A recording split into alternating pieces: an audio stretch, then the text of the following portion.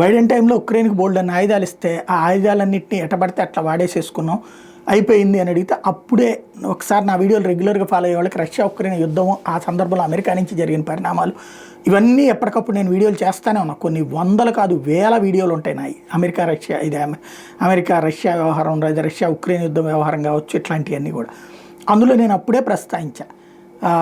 America కి సంబంధించిన audit department అడిగింది ఉక్రెయిన్ ఆయుధాలు సరిగ్గా వాడతలేదు, అది ఏదో తేడా వస్తుందని చెప్పేసి. అప్పుడే బైడెన్ ప్రభుత్వం అడిగింది ఆధారాలు చూపించమని, అంటే మేము చూపెడతామన్నారు.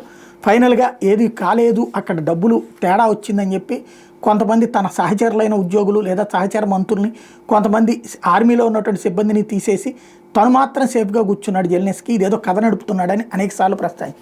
ఇప్పుడు తాజాగా అమెరికా వేసినటువంటి ఇన్వెస్టిగేషన్లో తేలింది ఏంటంటే టక్కర్ కార్ల్సన్ బయటపెట్టినటువంటి అంశం ఏంటంటే నాటో వెపన్స్ని బ్లాక్ మార్కెట్లో ఉగ్రవాదులకి అమ్ముకున్నారు అన్నటువంటి విషయం తాజాగా బయటపడింది.